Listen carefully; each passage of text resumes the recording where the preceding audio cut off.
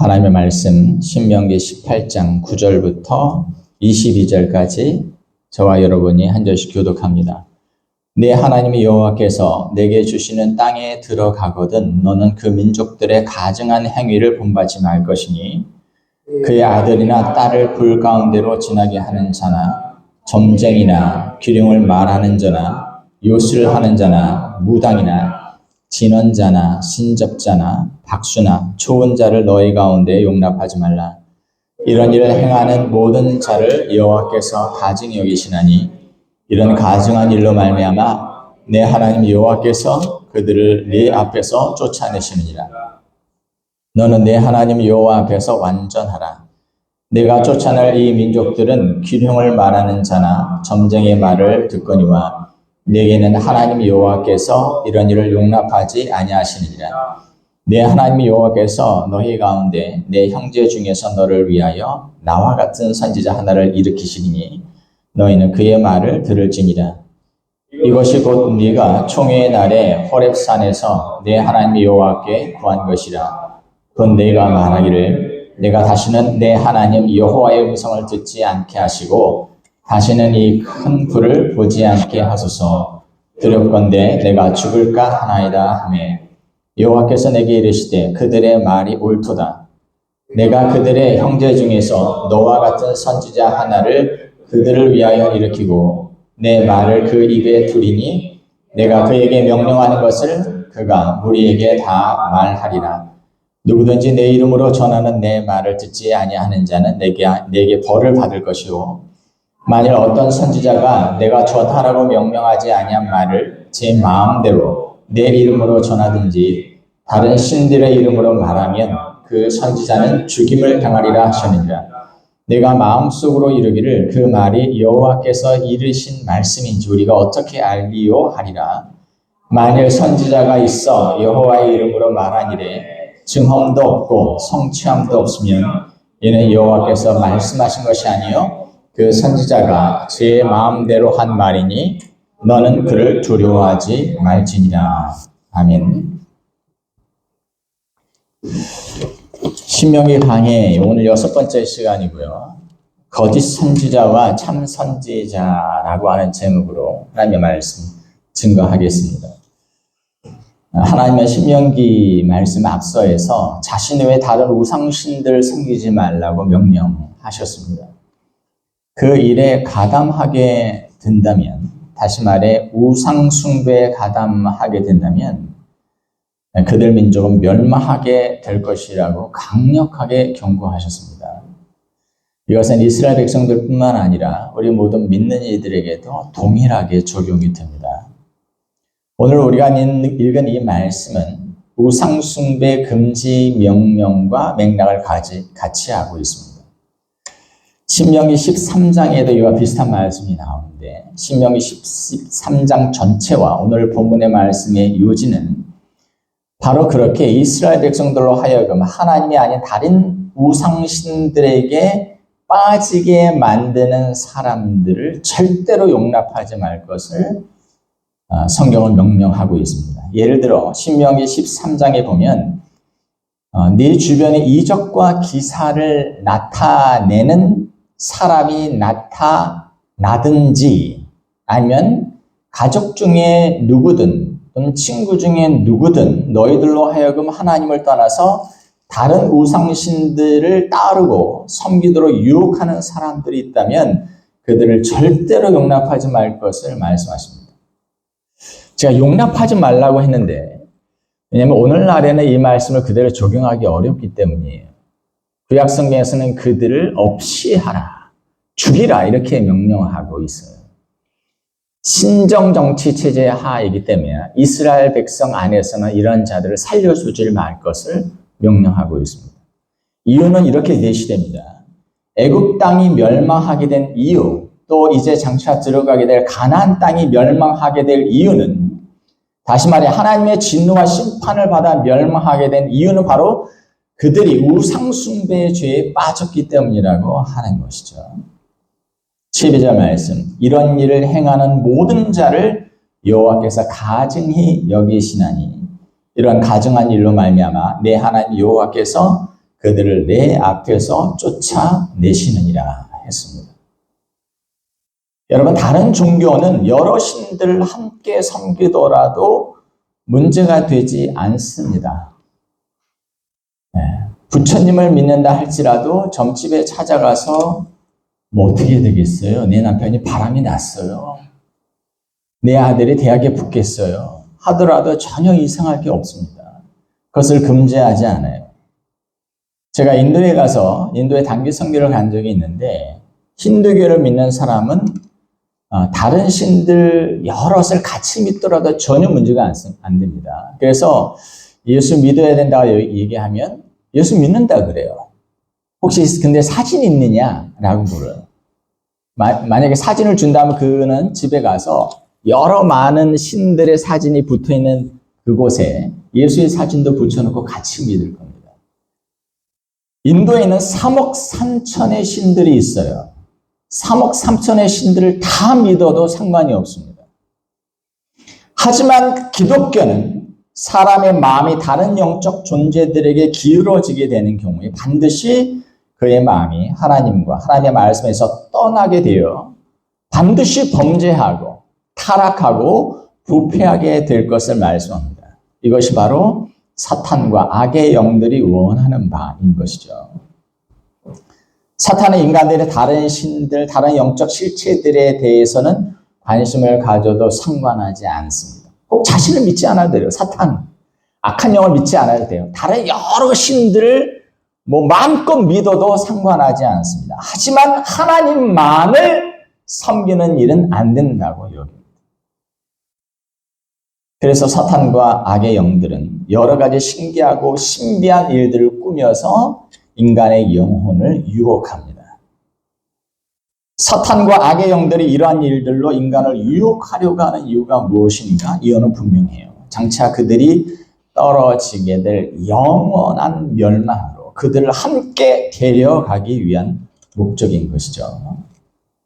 사탄과 악의 영들, 또 그들에게 유혹되어 우상숭배에 빠지고 다른 신들을 섬겼던 사람들의 운명에 대해서 요한계시록 21장에서 이렇게 얘기합니다. 21장 8절 최후 심판에 관한 말씀인데, 그러나 두려워하는 자들과 믿지 아니하는 자들과 흉악한 자들과 살인자들과 음행하는 자들과 점술가들과 우상숭배자들과 거짓말하는 모든 자들은 불과 유황으로 타는 못에 던져지리니 이것이 둘째 사망, 다시 말해 영원한 사망이라 이렇게 되어 있어요.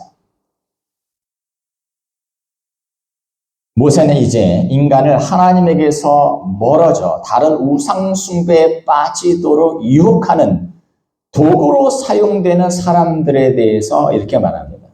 9절부터 11절 말씀 같이 볼게요. 신명기 18장 9절부터 11절까지 읽겠습니다. 시작. 내 하나님 여호와께서 내게 주시는 땅에 들어가거든 너는 그 민족들의 가증한 행위를 본받지 말 것이니 그의 아들이나 딸을 불 가운데로 지나게 하는 자나 점쟁이나 기령을 말하는 자나 요술하는 자나 무당이나 진언자나 신적자나 박수나 초혼자를 너희 가운데 용납하지 말라. 여러분들이 지금 함께 읽었던 이 말씀은 지금부터 3,500년 전에 쓰여진 말씀이에요. 그런데 이때에도 이런 사람들이 있었어요. 우리 한민족은 과거부터 이런 정령숭배라든가 토착신앙이라든가 이런 것들을 그냥 전통적으로 가지고 내려왔어. 그래서 우리 속에도 그런 어떤 부분들이 흘러. 그래서 재미삼아 심심풀이로 이런 것들에 더 관심을 갖는 거 하나님이 전혀 문제 삼고 싶어 하지 않으실 거예요. 전혀 그렇지 않습니다. 지금부터 3,500년 전 이미 하나님께서 모세를 통해서 이런 사람들을 용납하지 말 것을 말씀하고 있어요. 여기 보면 여러 사람들, 우리는 그냥 단순히 점쟁이 또는 무속인 이렇게만 알고 있는 사람들에 대해서 구체적으로 얘기해요. 점쟁이, 기륭을 말하는 자, 요술하는 자, 무당, 진언자, 신적자, 박수, 초혼자 이렇게 많은지 모르셨죠? 다른 건 다 이해가 되는데 진언자가 뭔가 이런 거예요. 주문으로 다른 사람을 이렇게 저주를 받도록 매는 일을 하는 사람을 진언자라고 한다 그래요. 옛날 우리 사극을 보면 인형 같은 거 만들고 바늘로 콕콕 찍으면서 죽어라 죽어라 그런 거예요. 외국 사람들도 그런 짓을 해요.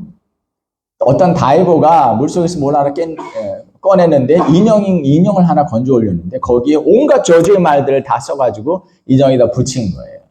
자기가 미워하는 어떤 사람이 죽었으면 좋겠다 하고는 저주의 말, 그 무당한테 받아가지고 저주의 말을 거기다 써붙여놨던 것이죠.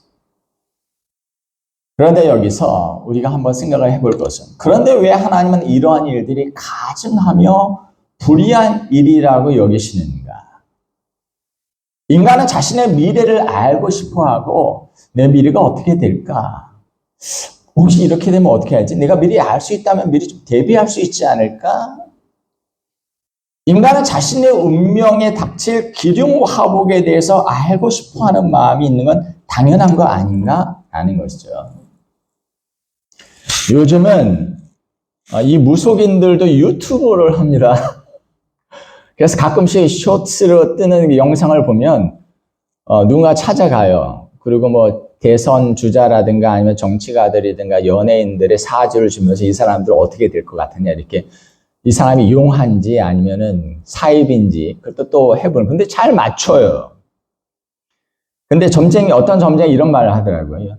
여기는 교회 다니는 사람들 뭐 직분 이름까지도 알더라고. 뭐 집사도 오고 권사들도 온다 그래요. 교회 다니는 사람들도 오고 절에 다니는 사람들도 온대요. 근데 특징이 있대요. 교회 다니는 사람들은 이 사람이 뭐라고 얘기하나 보자. 이렇게 이제 무슨 소리 하나 보자. 이렇게 이제 앉아서 듣고 절에 다니는 사람은 아는 척을 그렇게 많이 한대요. 자신도 알 만큼 아는데 한번 그게 맞나 궁금해서 한번 와봤다. 이런 식으로 그렇게 자기 앞에서 아는 척을 해요. 근데 이 사람의 얘기가 너무 걸작이었습니다. 그냥 그분들은 그냥 자기 정보 잘 믿으면 된다고 여기까지 올 필요가 없다는 거예요. 그 사람들도 알아요. 자기 정보 잘 믿으면 되지 왜 나한테까지 와서 뭐라고 얘기하나 보자. 또 뭐 제대로 맞히나 보자. 이러고 있는가 비판을 하더라고요. 여러분 그런데 왜 하나님은 이런 행동들에 대해서 가증하게 여기시는가 하는 것이죠. 그 이유를 세 가지로 설명해 드리겠습니다. 첫 번째, 왜 하나님은 이러한 일들, 이러한 행동들에 대해서 가증하게 여기시는가? 첫 번째, 하나님은 우리의 미래가 신자들도 마찬가지입니다. 불신자들도 마찬가지. 우리 인간의 미래가 마술적이고 주술적인 조정에 의해서가 아니라 우리 인간의 도덕적인 행위와 그분의 섭리에 의해 결정되도록 하셨어요. 다시 말해 우리의 내일의 삶, 우리의 미래는 여러분들이 오늘 어떻게 살았느냐에 따라서 그 미래가 각기 다른 미래가 우리에게 다가오도록 하나님은 만드셨어요. 그 가운데 하나님의 섭리가 작동해서 우리가 실수를 했든지 아니면 우리가 하나님 앞에 정말 순종하며 잘 살았든지 간에 그 결과들 속에서 하나님은 우리를 인간을 만들어 가시는 거예요. 그것이 바로 하나님의 섭리입니다. 그런데 이런 사람들을 찾아가고 이런 우상숭배에 빠지는 사람들의 마음의 심리는 뭐냐면 내가 노력하지 않더라도 내가 애쓰지 않더라도 내가 원하는 미래를 내가 쟁취하고 싶다라는 것이죠. 내가 만들어가고 싶다라고 하는 것이죠. 미래가 긍정적인 방향으로 흘러가기를 바란다면 인간은 하나님과의 관계를 바로 하고 일상의 삶에서 성실하고 충실한 노력을 다해야 하는 거예요. 남은 가만히 있고 복채를 내고 내가 어떻게 하면 좋겠어? 부족을 만들어야 됩니다. 구술해야 됩니다. 나는 아무것도 하지 않고 복채를 내고 부족 붙이고 구술해서 내가 바라는 대로 내 운명이 흘러가도록 조종하고 싶어하는 것은 하나님 앞에 가증한 일이라고 하는 거예요. 하나님의 인간의 삶이 그렇게 흘러가도록 그렇게 자신의 마음대로 좌지우지할 수 있도록 그렇게 하시지 않았다고 하는 것입니다. 두 번째로 왜 하나님이 이러한 행동을 가증하게 여기시는가? 두 번째로, 복은 하나님이 주시는 것이지 인간이 환경을 조정해서 아니면 악한 영들의 힘을 사용해서 인위적으로 복을 받겠다 하는 것은 하나님 앞에 가증한 일이기 때문에 그렇습니다. 밝은 미래, 복된 미래는 하나님께서 주시는 거예요. 내가 복을 받고 싶으니까 내가 어떻게든 조정해야지 환경을 조정한다거나, 나는 능력이 없으니까 나보다 힘이 많은 신령님의 힘을 이용해서 인위적으로라도 내가 원하는 복을 받겠다. 내 자식 시험에 붙여야 되겠다. 내 남편 승진되게 해야 되겠다. 하나님 앞에 가증한 일입니다. 물론 악한 영들도 인간이 원하는 복, 부귀와 영화를 줄 수 있습니다. 그것을 성경은 부정하지 않아요. 하지만 그것은 인간의 영혼을 악한 영에게 매이게 해서 그들의 영향력에서 벗어나지 못하게 만드는 행위예요. 그렇게 됨으로써 그 영혼은 그 사탄과 악의 영들이 결국에 처해지게 될 영원한 멸망으로 함께 들어가게 되는 것입니다. 영어에 어떤 표현이 있냐면 Devil's Advocate이라고 하는 말이 있습니다. 사탄의 대변자라는 말인데 어떤 사람들을 말하느냐 하면 자신의 출세와 성공을 위해서 자신의 영혼을 사탄에게 팔아넘긴 사람들을 일컫는 말이에요. Devil's Advocate. 그런데 헐리우드 영화계나 음악계에 종사하는 사람들 중에 이런 사람들이 많습니다. 나는 성공하고 싶어요. 돈을 많이 벌고 싶어요. 근데 하나님은 안 믿어져. 그런데 내가 사단에게 내 영혼을 팔아넘기고 사단에게 충성하면 나한테 성공을 준대. 또 그런 것들을 조장하고 그런 것들을 얘기하는 사람들이 있어요. 성공을 위해서 사탄에게 영혼을 파는 의식을 행하는 거예요. 여러분, 그런 사람들이 만드는 영화나 그런 사람들이 만드는 그런 음악들이 크리스찬들인 우리에게 그리고 인간에게 유익할 수가 있겠습니까? 세 번째로, 왜 하나님이 이런 행동들을 가증하다고 여기시는가? 이 모든 일들은 결국 피조물일 뿐인 인간이 창조주이신 하나님의 전적인 주권을 무시하는 행동이기 때문에 그렇습니다. 나는 하나님 없이도 난 잘 살 수 있어. 나는 하나님 없이도 미래를 내가 원하는 대로 바꿀 수 있어. 여러분, 우리 눈에 보이는 모든 존재들과 보이지 않는 영적 세계의 영들까지라도 더 하나님께서 만드신 존재들입니다. 그럼에도 우리는 그것을 인정하지 않고 하나님 없이도 나는 잘 될 거야 라는 생각에 대해서 하나님 용납하시지 않는 것이죠. 하지만 이런 일에 빠져든 인간이 결국에 발견하게 된 것은 무엇인가? 그 세력으로부터 벗어나지 못하고 결국에는 사단의 노예로 전락하여 영원한 멸망에 빠지게 되는 것이죠. 그러니 이런 일들에 대해서 심심풀이로 한번 해보는 건 어때? 또 민족 고유한 풍습이라느니 가볍게 봐줄 만한 민속신앙 또는 토속신앙이라느니 라는 식으로 우리가 생각할 수 없다고 하는 것이죠. 그런데 오늘 본문의 말씀은 하나님께서 가증스럽게 여기시는 이러한 존재들이 하나님의 교회 밖에뿐만 아니라 하나님의 교회 안에도 존재할 수 있다는 것을 말씀하고 있습니다. 공동체 안에도 바로 이와 비슷한 종류의 거짓 선지자들이 존재할 수 있다고 하는 겁니다. 자, 선지자란 어떤 사람들이냐? 하나님께서 명령하신 말씀과 하나님께서 주신 말씀을 대언하여 전하는 사람들을 말하는 겁니다. 선지자, 예언자라고 할 때 우리는 언뜻 드는 생각은 미래를 내다보고 미래에 어떤 일이 일어날 것을 미리 알고 말하는 사람들, 이렇게 그런데 그렇게 생각하면 그것은 성경적으로 옳은 개념이 아니에요. 거기서 예언할 때 예는 미리 예자를 쓰죠.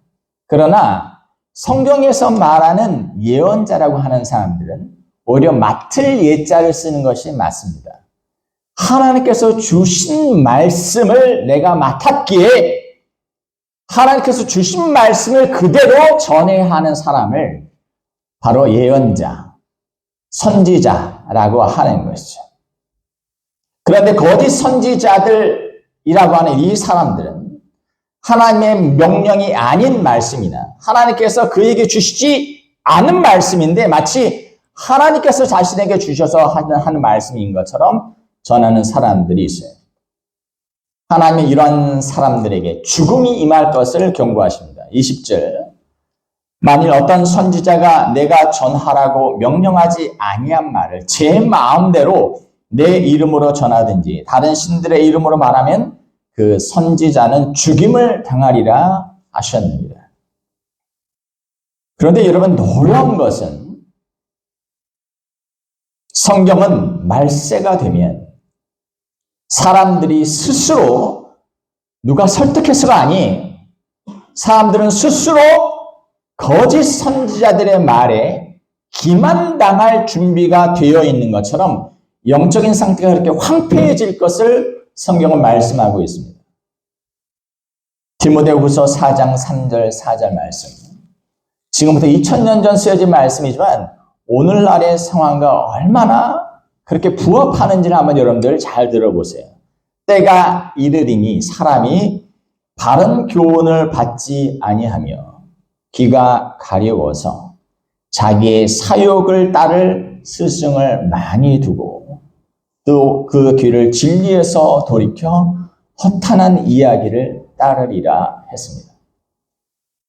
바른 하나님의 말씀에는 관심이 없고 자신들의 세상적인 욕심과 욕망을 신앙의 이름으로 합리화시켜주고 격려해줄 사역자를 찾아 교회 안에 있는 신자들조차도 이것저것으로 헤매고 다닐 것이라고 하는 얘기입니다.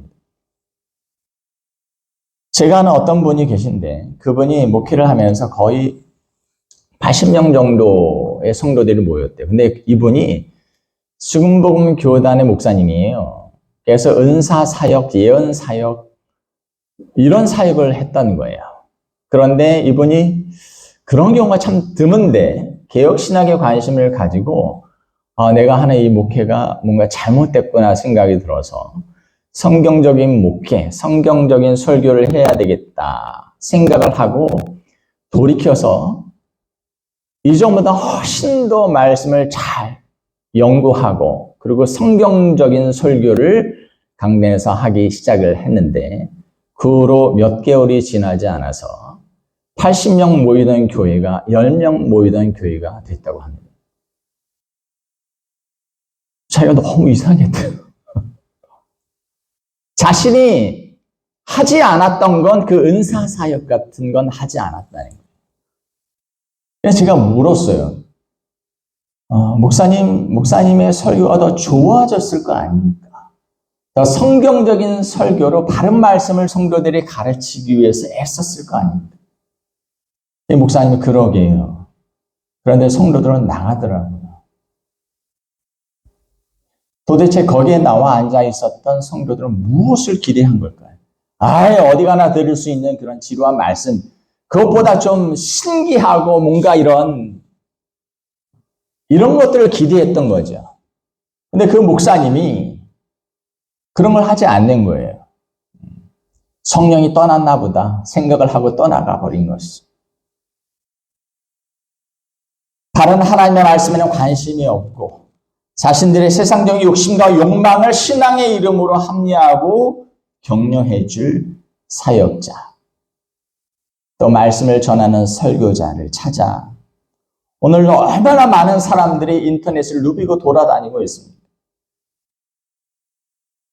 그렇다면 어떤 사람이 거짓 사역자, 거짓 선지자인지를 어떻게 판단할 것인가? 두 가지로 판단할 수 있다고 성경은 얘기합니다.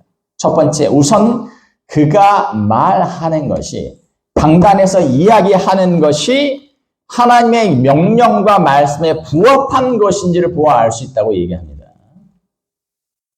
과연 그는 강단에서 하나님의 말씀을 말하는가? 아니면 말씀을 읽어놓고 그것을 그냥 접촉점 아니면 징검다리 삼아서 자기가 하고 싶었던 얘기, 주중에 내가 읽었던 책, 인사이트가 있는 어떤 얘기를 하고 싶어 하는 것이지. 여러분, 제가 목회를 하면서 느꼈던 건 이런 거예요. 어떤 분은 정말 저분은 저렇게 하면은 정말 설교가 은혜로운데 왜 그렇게 안 하실까? 그렇게 설교를 못하는 분이 아니에요. 굉장히 설교가 굉장히 은혜로우신 분인데, 목사님은 강해 설교하실 때 성경을 이렇게 풀어서 설교하실 때 정말 은혜로워요 라고 얘기를 드렸어요. 그런데 그 목사님은 자기는 그런 설교가 마음에 안 든다는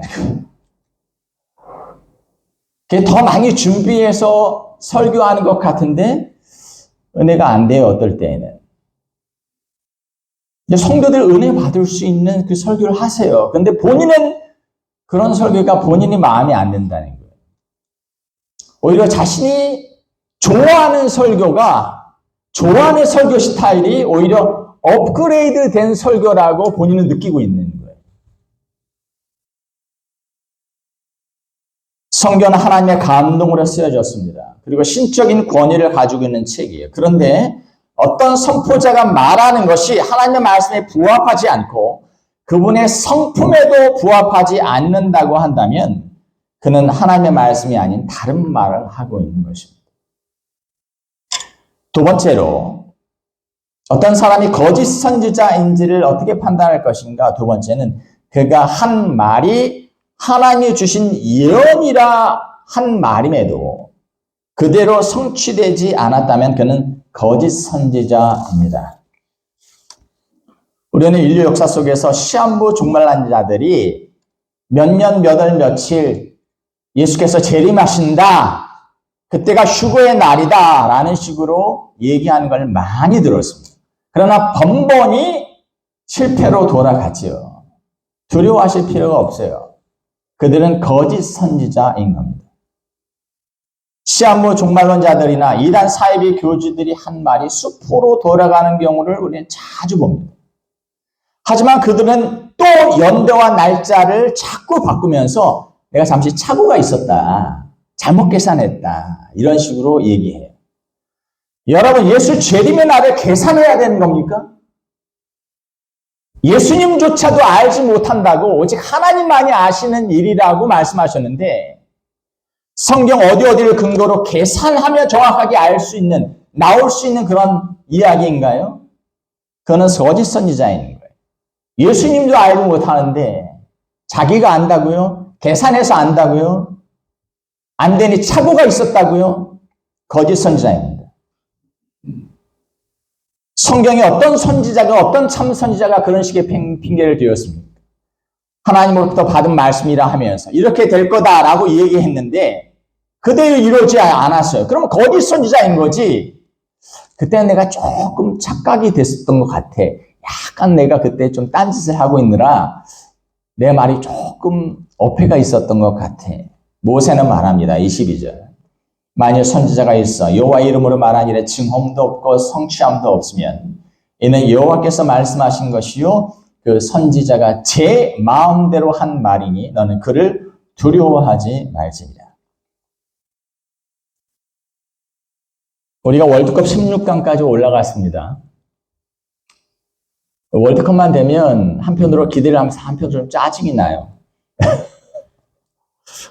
왜냐하면 맨날 경우의 수를 따져야 돼, 우리는. 경기를 제대로 풀지 못해가지고, 첫 번째, 두 번째 게임 풀지 못해가지고, 다음 경기에 그래도 그 팀과 그 팀이 싸워서 누가 지면 우리가 올라갑니다. 그때 우리가 대승을 하면 우리가 16강 올라갑니다. 이런 식으로. 그러기를 지금 몇 번째인지 몰라요. 그래도 이번에 실력으로 16강 올라가서 너무 다행이에요. 그런데 이 16강을 맞춘 점쟁이가 있다는 거예요.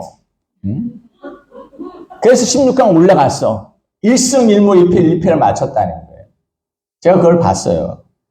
그 사람이, 그 여자가 뭐라고 얘기했냐면 11월 24일 그냥 중간이에요. 일모예요. 11월 28일 가나전. 벤투는 졸라 마음에 안 들고 화가 나 있어요. 패했어요. 12월 3일 포르투갈전. 굉장히 결정적이고 뭐 이런 식으로 분명하게 얘기를 안 하죠. 패할 겁니다. 무승부입니다. 승리할 이런 식으로 얘기 안 해요. 뭔가 희미하게. 그러면서 뭐라고 했냐면 자기가 월드컵을 예상하기로는 여기까지 맞췄어요. 1승 1무 1패 여기까지 맞춰서 그러면 다음은 우리는 뭐 8강 올라가는 거냐? 그랬더니 그 여자가 한 말이 제가 예상하기로는 8강에서 4강 정도로 예측합니다. 떨어졌어요, 우리. 사람들은 잔뜩 기대를 했어요. 우리 8강까지도 갈 수 있어? 응? 맞았습니까? 여러분, 그런데 왜 신자가 하나님의 선지자도 아닌 어떤 무속인이나 점장이가 한 말에 무서워해야 됩니까? 그것도 돈 주고 가서. 사람들은 귀신이나 신령이라는 영적 존재에 대해서 두려워합니다. 그런 영적 존재들은 자신들에게 성의와 정성을 보이지 않으면 내게 해코지할 수 있는 존재라고 믿기 때문이죠. 여러분, 오늘 말씀을 잘 들으세요. 신자는 하나님의 말씀을 전한다고 하는 사람들에 대해서도 그들의 진정성을 판단할 것을 요구받습니다. 강단에서 하나님의 말씀을 전하는 사람들에 대해서도 그가 하나님의 말씀을 전하고 있는가, 인간의 말을 전하는가, 그는 참 선지자인가, 참 사역자인가, 거짓 선지자인가, 거짓 사역자인가를 판단하도록 요구받아요. 그런데 하나님의 선지자도 아닌 일반 무속인 무당, 악한 영들의 세력에 사로잡혀 있는 사람들이 하는 말에 대해서 우리가 왜 두려워해야 합니까? 그런 말들은 들을 필요도 없고 두려워할 필요도 없는 말입니다. 그들의 운명은 어떻게 되겠습니까? 사탄에게 악한 영들의 힘을 빌려서 그런 일들을 했으니 물론 맞출 수 있겠죠. 자신의 운명은 어떻게 되겠습니까? 악한 영들을 대변하고 신령을 대변했으니 그들은 좋은 곳에 가겠습니까? 악한 사탄과 악의 영들이 지옥에 떨어지게 될 때, 마지막 심판에 떨어지게 될 때, 그들의 도구 역할을 했던 그들도 동일한 운명에 떨어지게 될 거예요. 그런데 왜 우리가 그들이 하는 말에 두려워해야 합니까? 그런데 모세는 이 지점에서 정말 하나님의 백성들이 두려워하고 그분의 말씀을 귀 기울여 들으려만 하는 참 선지자에 대해서 이야기합니다. 15절 말씀 한번 보세요. 같이 한번 읽어보겠습니다. 시작. 내 하나님 여호와께서 너희 가운데 내 형제 중에서 너를 위하여 나와 같은 선지자 하나를 일으키시리니 너희는 그의 말을 들을지니라. 모세가 무슨 얘기를 하냐면 그는 가나안 땅에 들어가지 못할 거예요. 모세가 얼마나 위대한 선지자입니까? 물론 하나님께서 그에게 능력을 주셨고 하나님의 능력을 대안하도록 그가 택함을 받았지만 그 위대한 선지자인 것만은 분명해요. 모세처럼 위대한 하나님의 기적을 일으켰던 도구로 사용됐던 사람이 누가 있습니까? 근데 그가 이렇게 얘기합니다. 내 하나님 여호와께서 너희 가운데 내 형제 중에서 너희를 위하여 나와 같은 선지자 하나를 일으키실 것이다. 가깝게는 여호수아를 얘기하는 것이죠. 그리고 오고 오는 이스라엘 역사 속에서 하나님이 세우신 선지자들에 대한 얘기를 하는 겁니다. 그런데 여기서 나와 같은 선지자, 다시 말해 모세와 같은 선지자는 바로 예수 그리스도를 예언하는 거예요. 예수님 당시까지도 유대인들은 바로 여기에 예언된 즉 모세와 같은 선지자를 메시아적인 인물로 기대하고 있었습니다. 그들은 모세와 같은 선지자, 예언된 이 선지자를 라는 말을 붙여서 그 선지자라고 불렀어요. 그래서 세례 요한이 위대한 사역을 하고 있을 때 유대인들이 세례 요한에게 이런 식으로 묻습니다. 요한복음 1장 21절 또 묻되 그러면 누구냐? 내가 엘리야냐? 이르되 나는 아니라. 또 묻되 내가 그러면 그 선지자냐? 성경이 예언했던 모세와 같은 선지자, 그가 바로 너냐? 그 선지자, 그가 바로 너냐 묻습니다. 후에 예수께서 부활 승천하신 이후에 베드로는 유대인들에게 예수님에 대해서 이렇게 선포합니다. 사도행전 3장 22절부터 24절 모세가 말하되, 지금 신명기에 있는 말씀을 그대로 인용하는 거예요. 주 하나님이 너희를 위하여 너희 형제 가운데서 나와 같은 선지자 하나를 세울 것이니 너희가 무엇이든지 그의 모든 말을 들을 것이라. 하나님께서 모세와 같은 메시아적인 인물인 그 선지자를 세울 때에 믿는 이들이, 하나님의 백성들이 해야 될 일은 뭐예요? 그가 무엇을 말하든지 그가 하는 모든 말을 들을 것이라 이렇게 했습니다. 누구든지 그 선지자의 말을 듣지 아니하는 자는 백성 중에서 멸망받으리라고 하였고, 또한 사무엘 때부터 이어 말한 모든 선지자도 이때, 다시 말해 예수의 때를 가리켜 말하였느니라 라고 이야기합니다. 다시 말해 우리가 진정으로 우리의 영혼을 의탁하고 그분의 말씀을 들어야 하는 선지자는 무속인들, 무당들이 아니고, 우리가 우리의 영혼을 의탁하고 그분의 말씀을 들어야 할 참 선지자는 예수 그리스도 한 분뿐이라고 하는 것입니다.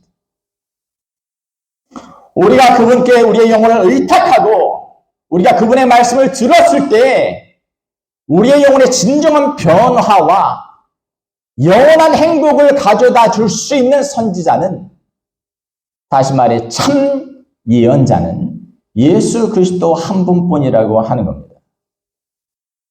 사단에게 붙어 있고 사단의 종로를 타는 그들에게 매인다면 우리가 떨어지게 될 운명은 영원한 형벌이 될 거예요.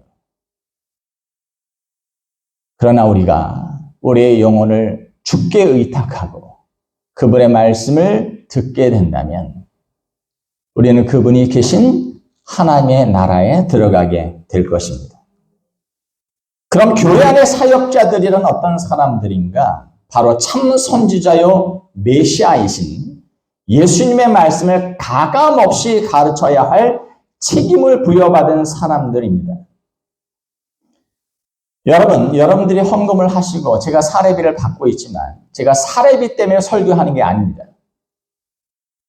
저는 하나님의 도구로서 여러분들이 싫어하든 싫어하지 않든 하나님께서 내게 맡기신 예언, 내게 맡겨진 말씀을 여러분들에게 충실하게 전해야 할 하나님으로부터 사명과 소명을 맡은 사람이에요.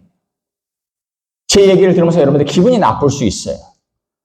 아니, 한 주간 동안 힘들어 죽겠는데 맨날 뭐 죄 얘기나 하고, 기분 나쁜 얘기나 하고, 회개해야 된다고 얘기를 하고, 열심히 살아가고 있는 것 같은데 믿음으로 살아야 된다고 얘기를 하고,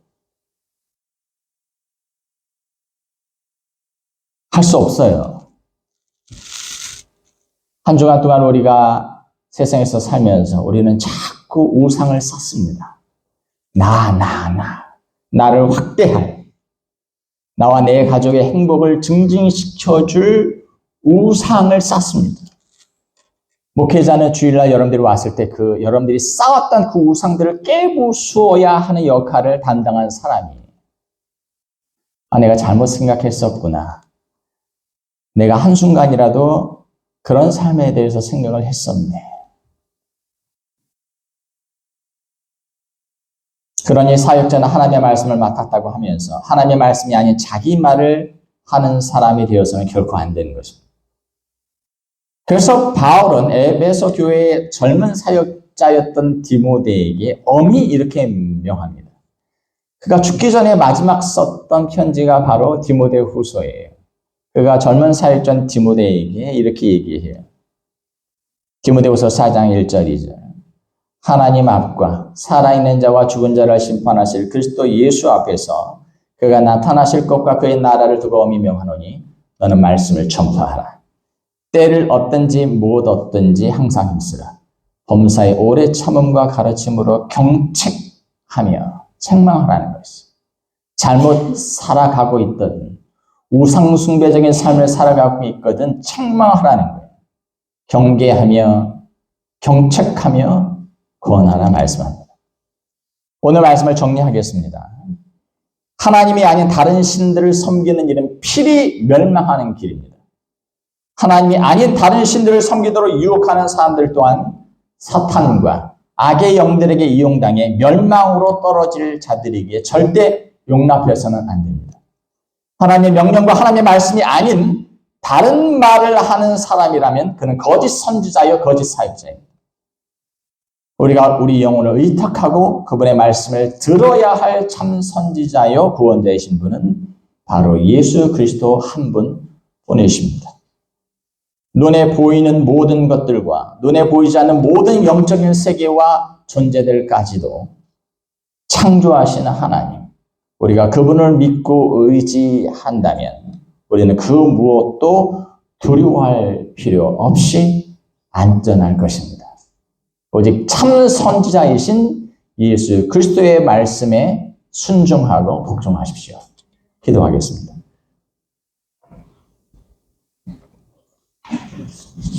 하나님, 혼란한 시기에 우리가 살아가고 있습니다. 이렇게 해도 또 저렇게 해도 삶이 풀리지 않으니 또 하나님이 아닌, 믿음이 아닌 다른 것에 우리의 기대를 두고 그것을 의지하고 사는 사람들이 많이 있습니다. 심심풀이로 해보는 것인데 무슨 문제가 있겠는가 하고 믿는 사람들조차도 이런 일에 빠져 사는 사람들이 많이 있습니다.